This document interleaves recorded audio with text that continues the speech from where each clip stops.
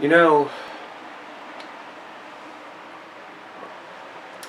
over the past few weeks, or the past few days, I've been watching a lot of videos on YouTube, of course, and two videos that kind of stuck out, and I've been meaning to do this, except it's summer, and I have my nephews over, a lot, and usually with nephews over and not knowing when they're going to go to bed and go to sleep, and the fact that you have to keep the door to your bathroom hallway closed because there's another door on the other side that goes to the other room, to the other bedroom, the guest room, and you know, stuff like that. It's kind of hard. But I thought I'd talk about this now since I have the opportunity, and it is the 4th of July, so happy 4th of July to you guys. So I figured I'd do this as well as part of that. And you see it down here. In the description, it's inspired by not just RobTheWonderful, but several others. But mostly it's Rob, of Planet Rob, that got me thinking about doing this. And that is the top 5 shows that everyone else likes, but I don't. In other words, the top 5 animated shows everyone else likes, and I don't. Basically, for me, it's my own opinion on these shows. But these are shows that I look at and I think, why? Why is it still on? Or what is the interest? What do people find so appealing about it? And that's what we're going to look at here. Now, unfortunately, unlike Rob, I'm not going to have any pictures or anything on the side, but you kind of get the idea of who I'm going to talk about. Now, the first one I want to talk about, of course, number 5. I don't know what the appeal is. I do not know what the appeal is. But it's Pickle and Peanut. Why? Now I know this is at number 5, but still, these are the top 5. If it was at number 10, it wouldn't be bad. But this is the top 5. These are the top 5 worst, in my opinion. But why, for the life of me, does anybody like this show? More importantly, why does anybody that's a Disney Channel viewer or Disney XD viewer like this show? I don't get it. Basically, what this is being the equivalent of is the new generation of Ren and Stimpy. And it's pathetic. It's pure gross humor it's a Disney product. I don't quite understand why anybody likes Peanut and Pickle. It is stupid, it's immature, and if anything, it's the kind of show that if it's gonna have gross out humor, you put it on you sell it to the network associated with gross out humor, that being Cartoon Network. So there you go. That's the first one. Number 2, or the 4th on this countdown, Cartoon Network's Teen Titans Go. Why? Who came up with the concept of let's have the Teen Titans of one of the best WB animated shows in a while that already had comedic relief in it? A perfect blend of comedic relief, humor, drama, action, adventure, just the whole 9 yards, the total package, if you will. Why in the world would you have them do a parody of this? Why? Why would you make them a parody of who they are? Why? I don't get it. What you wanted another version of Tiny Toons? Is that why you did Teen Titans Go? Because you know what? I understand you want to make them funny. I know, and for some odd reason there's a huge attraction to it, but why? What's the big deal? If you're going to make them Tiny Toon wise, he's a Looney Tune or Animaniacs related, I don't see the humor that much. I mean, yeah, you got some toony things going on. Heck, they have a freaking video clip on YouTube of Robin chopping off, chopping or eating Starfire's head because they're thinking about celebrating eating pizza. Really? and you have Starfire get married but annul the marriage. It's like, what's the point? It's like, what the hell? And seriously, if you're trying to make this a very toony, cartoony show, Tiny Toons Animaniacs like, shouldn't one of the girls, mostly, oh I don't know, Starfire, have melted into a puddle by now? Like melt completely into a puddle where you just see her face? Or it's just all yellow and purple and she gets reformed? Have we not, where is that? I don't see it. Where? To me, it just doesn't make any sense, this show. And unless you have something like a Starfire melting into a puddle, lustful milk gag, and even with that, the show doesn't make sense. Whose crazy ass idea was this? To make the Teen Titans a parody of themselves? I mean, heck, even freaking Linkara doesn't. Louis Lumberg, Linkara doesn't like it, and he's a big Teen Titans fan. Whose idea was this? And oh, by the way, was the only reason you created the Teen Titans is because you knew eventually you were going to reboot the Powerpuff Girls and you were going to do a crossover with them? Hello? You could have done a crossover between these two even with the original Teen Titans show and the original Powerpuff Girls show. Still, it's stupid. It's stupid. It's ridiculous. I have no idea why they have this on. I really don't.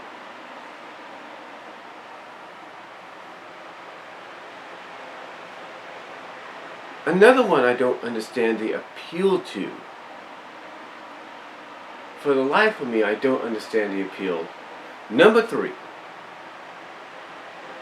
Number 3, I do not understand this appeal whatsoever.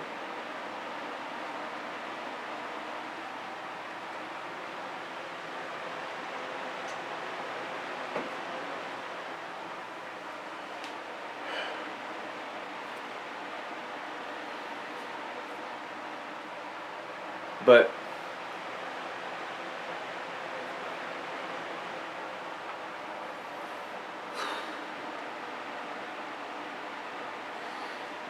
just thinking about this, because there's so many out there. It's like so many shows out there. You don't know what the appeal is with some of this. But number 3,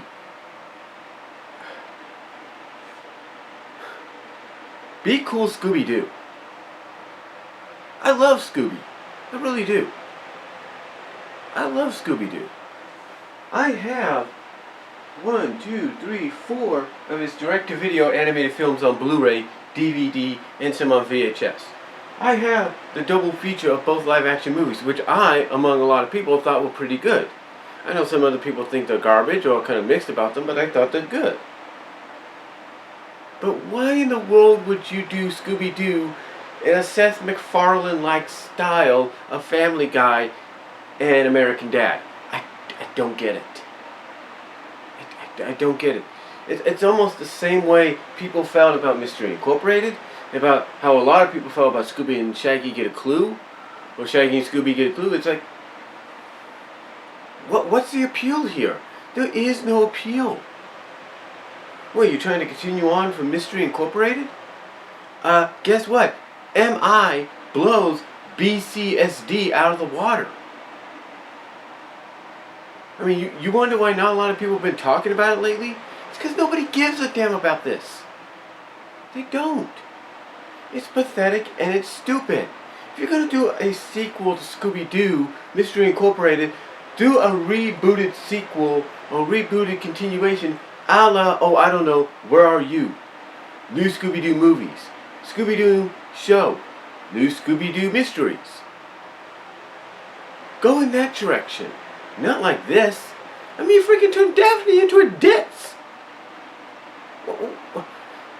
The Daphne in Mystery Incorporated blows this Daphne out of the water. What? I mean, whose idea was this? Are they seriously trying to ruin the Scooby-Doo franchise with this? You know, I thank God we have Scooby-Doo Apocalypse by DC Comics through Warner Brothers and Hanna-Barbera division. I thank God we got a freaking Scoob animated feature coming out. because at least those will be at least those are going to be at least the comic and that movie is tolerable. At least the comic's tolerable. At least that movie will be tolerable. This is a joke. This is a pathetic joke and shouldn't be in existence. Number 2.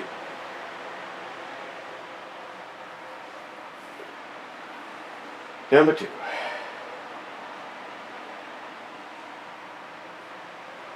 I've talked about it many times.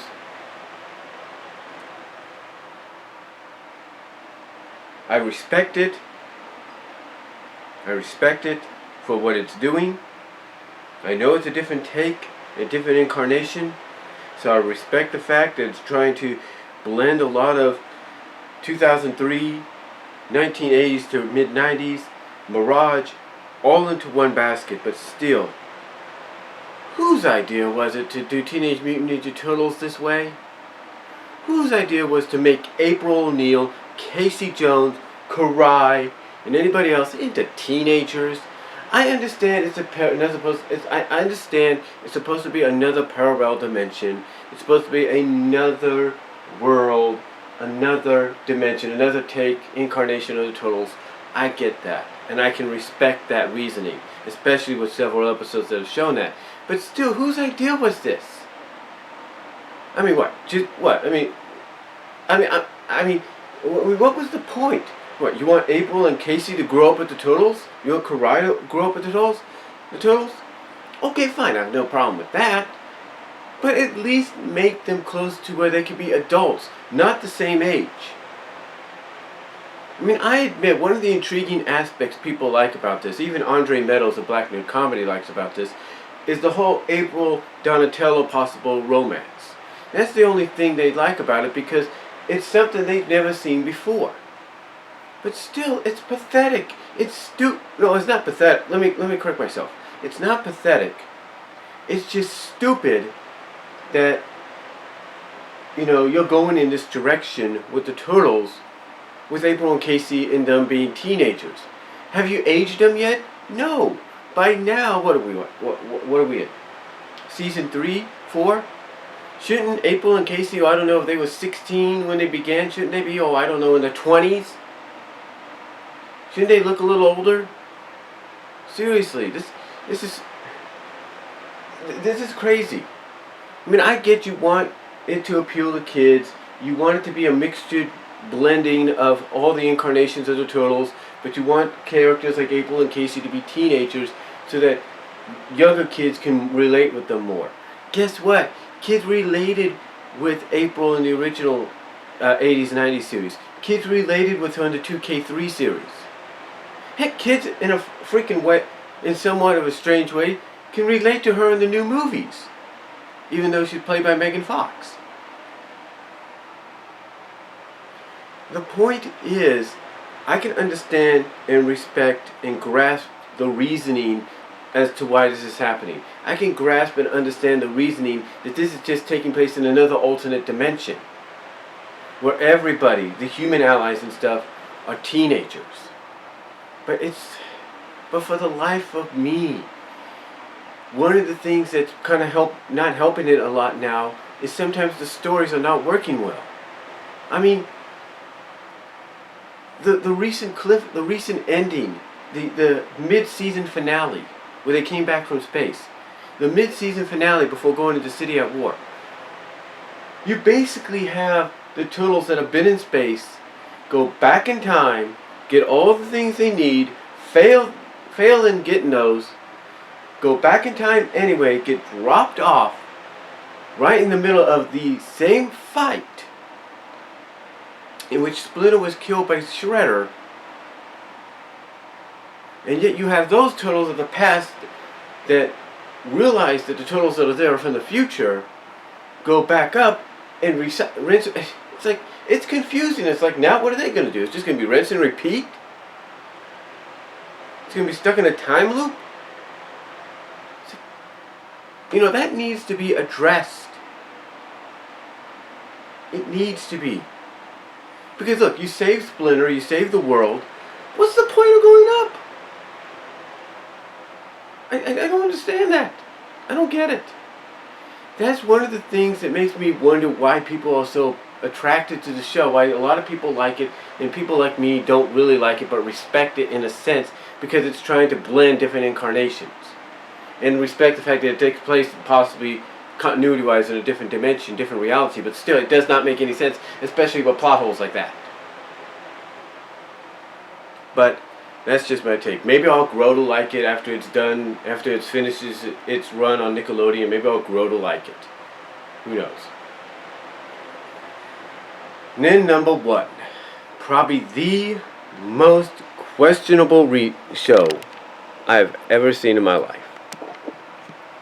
Number one, and I was just checking my time there. Number one, the one show that for the life of me, everybody questions on why The Simpsons will not die. Why they're constantly being renewed and renewed and renewed. Well, one thing about The Simpsons, you might have a difference of opinion about them and always ask why won't they die, but at least they try to reinvent themselves. They try to, like I say, reinvent themselves. They try to keep up with the times. They try to keep updated. They try to stay modernized, even though their ages, like for the kids, Bart and Lisa and Maggie, are stuck in some kind of time warp or time paradox. They still try to appeal to a new generation, to a more modern audience, year after year, decade after decade. But this show, and I think a lot of people know which one I'm talking about, does none of that. And for the life of me, it's still appealing to even the generation of today, and it's been out since 1999. It's going on 20 years. I'm talking about SpongeBob SquarePants. Who in the life of me who for the life of me is constantly ordering season after season after season after season of Who constantly asks for that? Not me. Not me. And I'm sure not a lot of other people. You know why? Because this freaking sponge, despite having some good qualities, has so many negative qualities, it outweighs them. I mean, you have the potential to put him and a female love interest friend named Sandy Cheeks, a ground squirrel that, oh, by the way, lives in a domed environment under the sea, so she doesn't have to always wear her helmet, her diver's helmet or gear or whatever. And, oh, wait a minute. By the way, has feelings for SpongeBob, but doesn't show it as much as maybe he does, and yet Nickelodeon doesn't want to do anything with that. They want to tease it with a freaking wedding play. The only good quality you have, one of the only good qualities and possibilities you have with that show, and you want to tease it with a freaking wedding play? Stupid. It is stupid. But you know what's even more pathetic? Is every season, episodes are basically recycled ideas of previous episodes, of other seasons' episodes. Oh, let's do this, let's do that, let's do this. Oh, wait a minute, why does that seem so familiar? Oh, that's right, because it was done several seasons ago. Oh, wait a minute, it was just done last year. What? And you try to be different by saying, oh, let's make the SpongeBob Christmas special claymation stop motion. Oh, and let's put it on CBS. Seriously? Again, who in the right mind is doing this? Who in the right mind keeps constantly ordering new seasons? What? Because the original writer came back to do the sequel? I mean, look, I can understand getting a movie maybe 2 years after the debut of the show because of its popularity, and I'll even give it credit. That movie was okay, but still, why is it only movies? And I have not seen the second one, and I don't know if anybody else has seen the second one in my family or that I know of. But for the life of me, with the exception of maybe some of the movies and specials being probably the best things, the only positive things to come out of this, those, again, like I mentioned earlier, are outweighed by the negatives, because who in the right mind orders seasons after seasons after seasons